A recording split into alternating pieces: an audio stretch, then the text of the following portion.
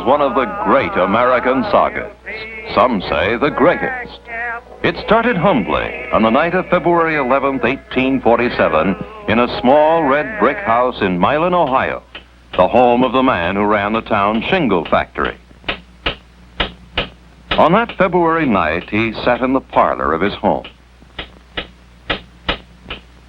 In the bedroom, his wife lay awaiting the birth of her 7th child. Death had claimed earlier children. So that the father's prayers filled the anxious hours until the father inscribed the name of a healthy, husky boy in the family Bible. Humble beginnings, but not poor. The Edison children were reared on good food and the good book. They were all good, hard, common-sense kids, said the neighbors, except for young Tom. They called him the curious boy, meaning he had too much curiosity about things. When he was 5, they found him sitting on some duck eggs to see if he could hatch them. It was possibly his first experiment. It was not successful. When the family moved to Port Huron, Michigan, the curious boy started school. He exasperated his teacher. The boy is backward, the teacher complained. All he does is ask questions. Nonsense, said the boy's mother. I'll teach you myself. And she did. Her method was reading, writing, and arithmetic. And then she simply encouraged him to read, read, read. The more he read, the more his curiosity grew. By the time he was 12, he wanted to know what the whole wide world was about. So he decided to go into business. 1859, the great railroads were beginning to crisscross America. Any 12-year-old boy would naturally go down to the railroad station to seek his fortune. Tom Edison talked the Grand Trunk Railway into giving him the job of selling candy and newspapers on the daily run from Port Huron to Detroit. He also talked the conductor into giving him a corner of the baggage car. In this corner, he set up a chemical laboratory.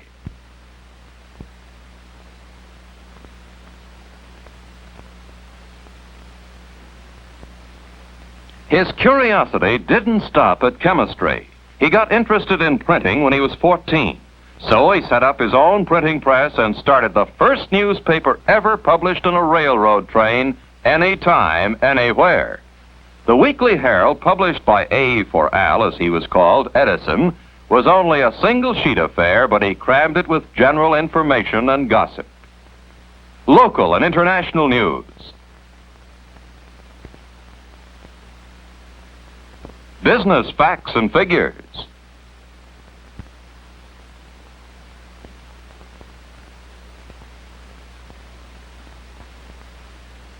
Vital statistics. Philosophy. Reason, justice, and equity never had weight enough on the face of the earth to govern the councils of men. But at the height of his success as chemist, candy butcher, publisher, philosopher, 2 accidents occurred. First, he became partially deaf. Deafness drove me to reading. My refuge was the Detroit Public Library. I didn't read a few books. I read the library. And he learned how to operate a telegraph ticker.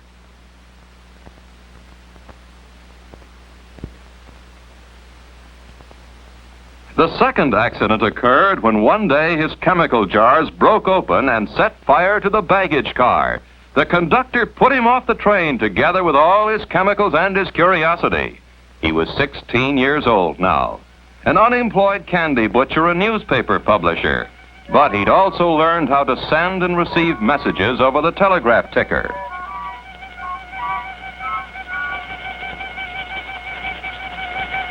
In 1864, he became a wandering telegraph operator, the fastest operator that ever came down the pike, also the most restless.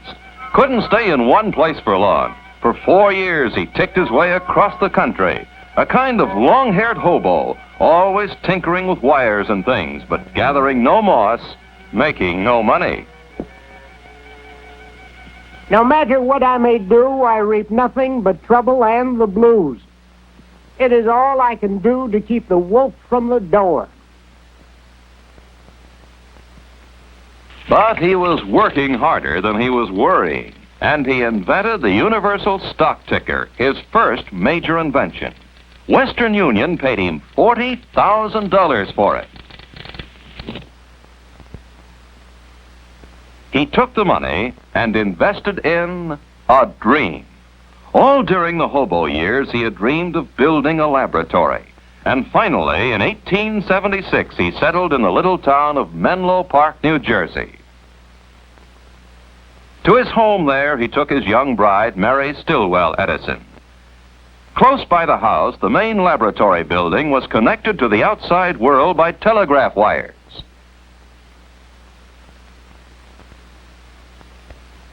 The chemistry lab was the little candy butcher's dream come true.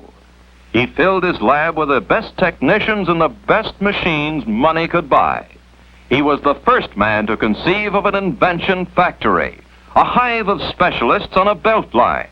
At the top of the line was the old man, as they called him even then, supplying the ideas and the inspiration. He announced to the world, I produce a minor invention every month, and a major one every 6 months. It was no idle boast, and the invention started pouring out of Menlo Park. To his deafness, he attributed one of his early contributions. When Bell first worked out his telephone idea, I tried it, and the sound which came through the instrument was so weak I couldn't hear it. I started to develop it and kept on until the sounds were audible to me. My improvement, the carbon transmitter, made the telephone possible. The repeating telegraph was a machine which automatically took down telegraph messages for relay at high speed. It consisted of a piece of thick paper which spun around a blunt needle, which made dot and dash indentations on the paper. One day, Edison was tinkering with the machine. The paper disc started spinning too rapidly, and through his deafness, he heard a strange sound. If I could record the action of the point, and then send the point over the same surface again, I saw no reason why the thing... Crucy, his chief machinist, made the model for a total cost of $18.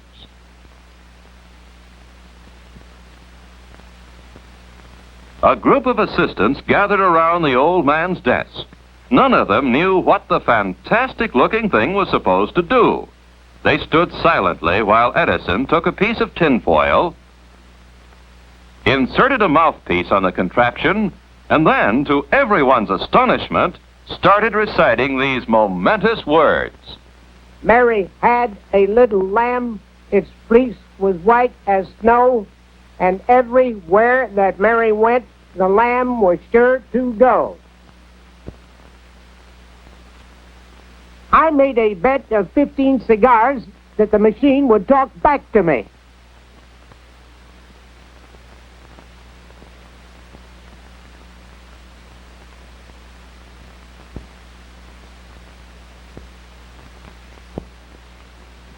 Mary had a little lamb, his face was white as snow, and everywhere that Mary went, the lamb was sure to go. He won the bet. What should he call it?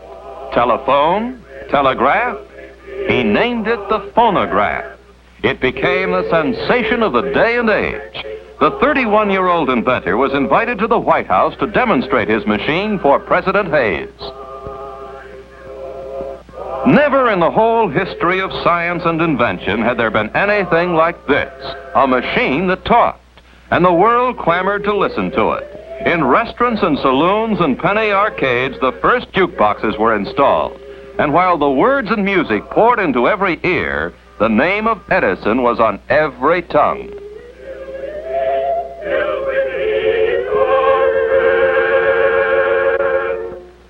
A philosopher of the time said it was the era of the nickel in the slot machine.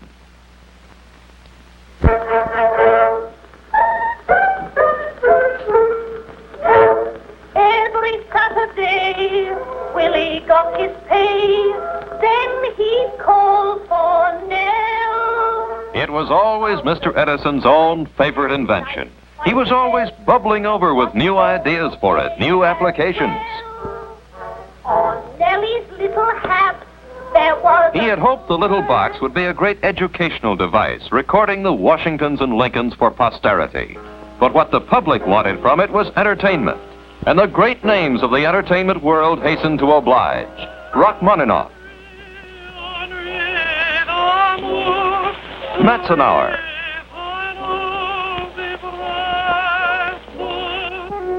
Albert Spaulding,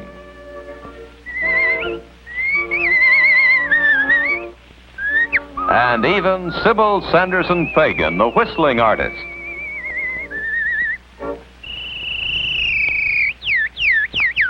And as the years went by, they trooped in and out of Edison's recording rooms. The opera singers and the banjo players and the bird imitators and the tellers of jokes. And the records poured forth, hundreds of them, thousands, hundreds of thousands. From the needle that scratched the tinfoil, $1 million industry was born.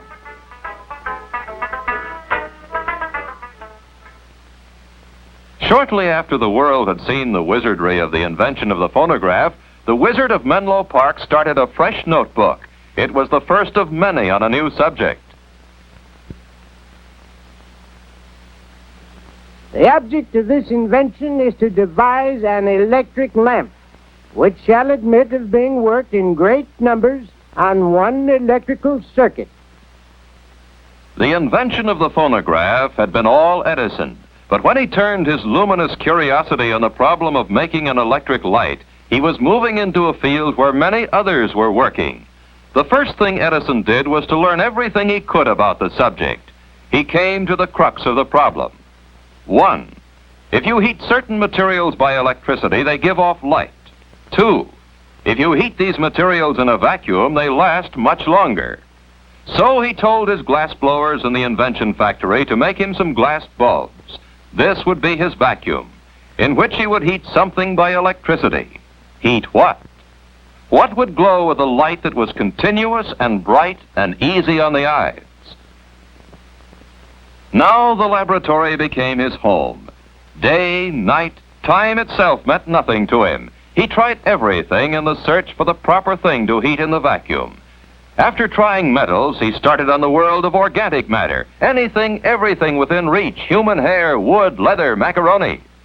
Now we know another thing that won't work. That's progress.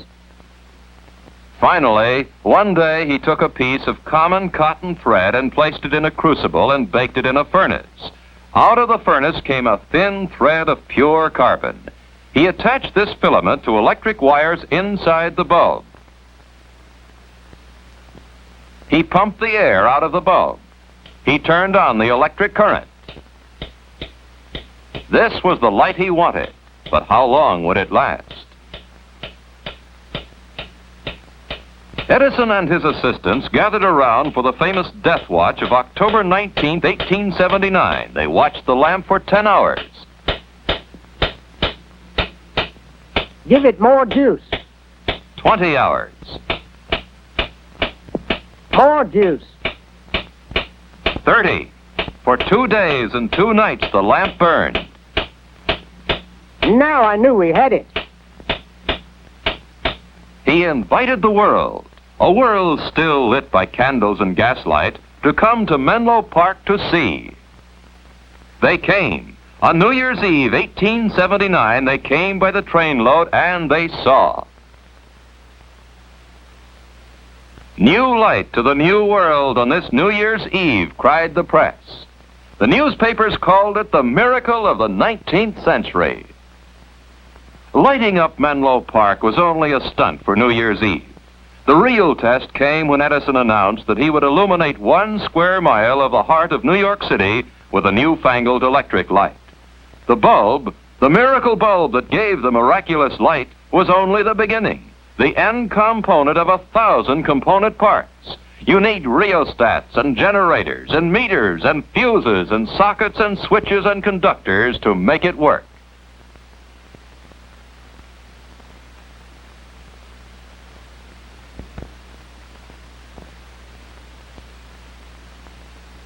The incandescent light was not one, but 360 different inventions all welded together.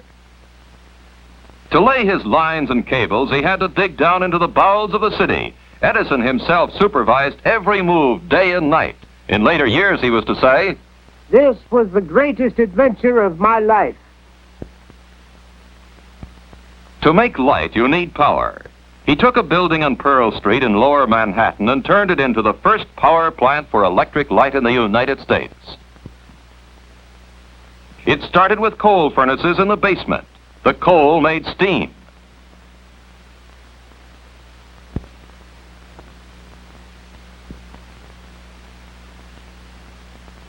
The steam made power.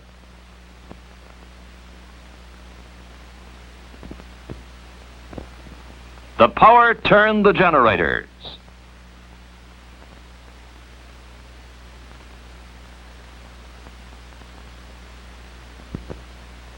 From the generators came electricity. And the electricity became light. Light to the world. But hardly 2 years after the great triumph, tragedy struck the house of Edison.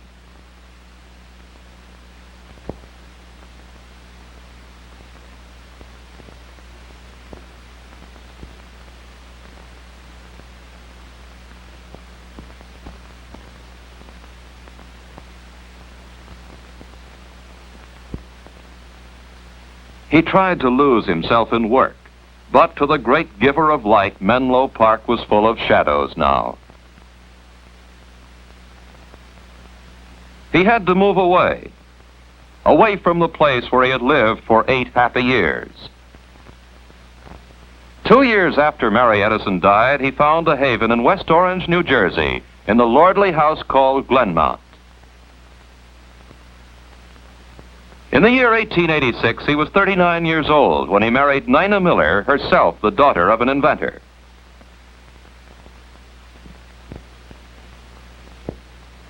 My later courtship was carried on by telegraph. I taught the lady of my heart Morse code, and we got along much better than we could have with spoken words by tapping our remarks to one another on our hands. Presently, I asked her thus if she would marry me. The word yes is an easy one to send by telegraphic signals, and she sent it. And here he took his new bride to live. Beyond the fields of Glenmount, just down the road, he built his new laboratory. Brick this time, the finest invention factory in the world, the big brother of Menlo Park.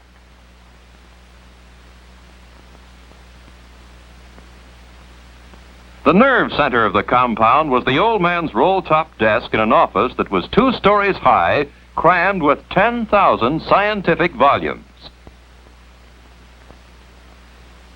It was his combination office, laboratory, studio, library, and bedroom. On a small cot, he took his famous cat naps. I never found need of more than 4 or 5 hours sleep in the 24. People talk of loss of sleep as a calamity. They better call it loss of time, vitality, opportunity. No matter how hard he worked, he could always find time for his children. When they were away, he wrote them playful letters to be read in a mirror.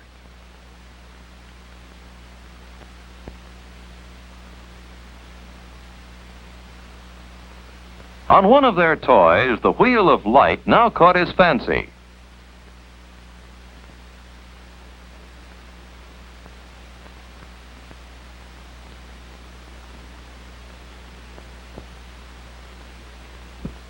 It occurred to me that it was possible to devise an instrument that should do for the eye what the phonograph did for the ear.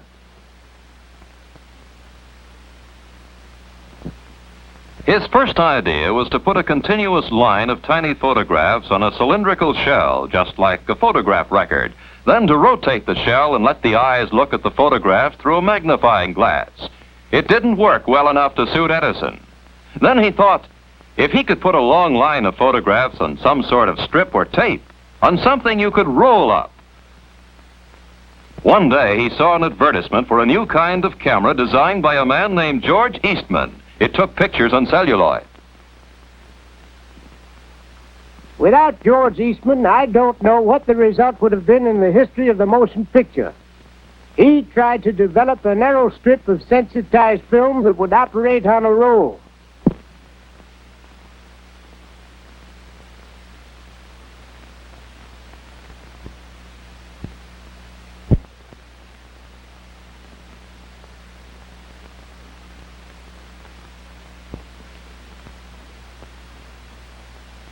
Observe, says the legend, that each picture has a slight change of position as it passes the point of vision.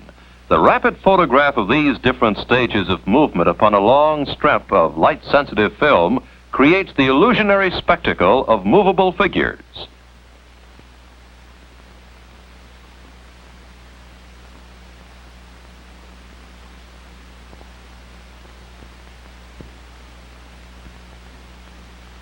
In order to see the figures move, you look through the magnifying glass of a peephole machine. Our studio was almost as amazing as the pictures we made in it. It was such an ungainly-looking structure when it was done, and the boys had so much sport with it that we called it the Black Maria. In order to make certain of as long a working day as possible, we swung the whole building on pivots, like an old-fashioned river bridge, so it could be turned to follow the course of the sun. It was a ghastly proposition for a stranger daring enough to brave its mysteries. But we managed to make pictures there, and after all, that was the real test. They made pictures there. Fred Ott Sneeze, the first copyrighted film. May Irwin and John Rice, the first movie kiss. The story of an American fireman, the first story film.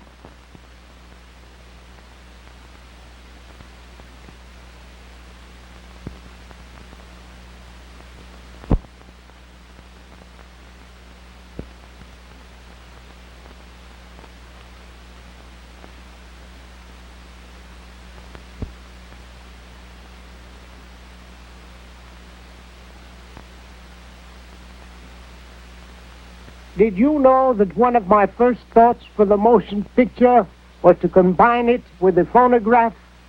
My plan was to synchronize the camera and phonograph so as to record sounds when the pictures were made and reproduce the two in harmony. Talking pictures.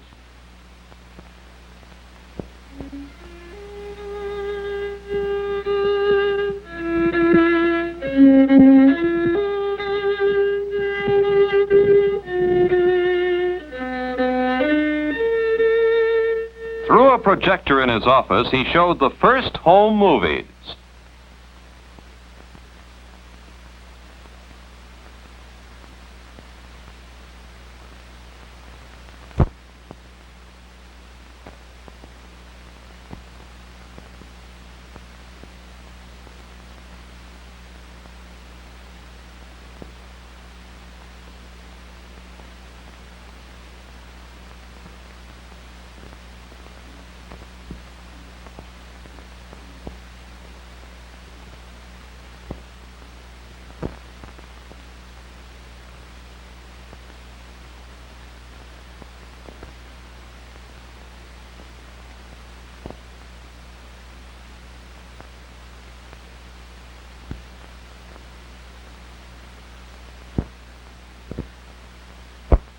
The camera followed on one of his camping trips with his good friends Henry Ford, Harvey Firestone, and the naturalist John Burroughs.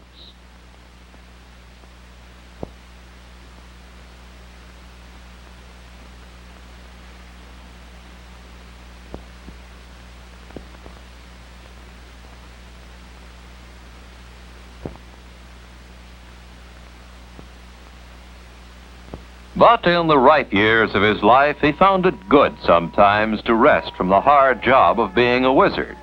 At his winter home in Fort Myers, Florida, his family and friends would gather round. What do I think of Einstein's theory? I don't think anything of it, because I don't understand it. And he liked to drive around the grounds of Fort Myers in a car given him by an old and grateful friend, Henry Ford, whose early experiments with a combustion engine Edison had encouraged. And he liked to sit and look at nature.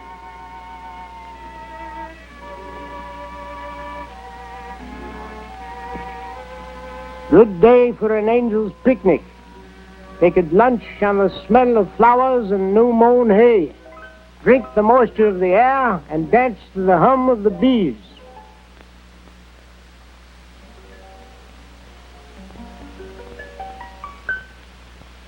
But even in Fort Myers, he couldn't sit still for very long. Close by his home, he built a small laboratory. His friends Ford and Firestone had presented him with a great challenge. Could he find a domestic source of natural rubber?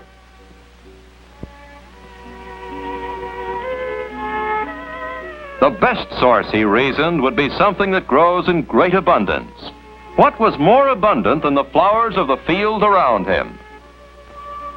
He started by testing every plant, every flower, every leaf, every growing thing he could lay his hands on. Thousands of them tested and carefully classified in his notebooks on his neat shelves. Finally, he settled on the goldenrod as the most practicable source of rubber. Why? Because it was so plentiful. He worked late into the night on the incredible notion of squeezing rubber out of goldenrod, though the famous catnaps were growing longer.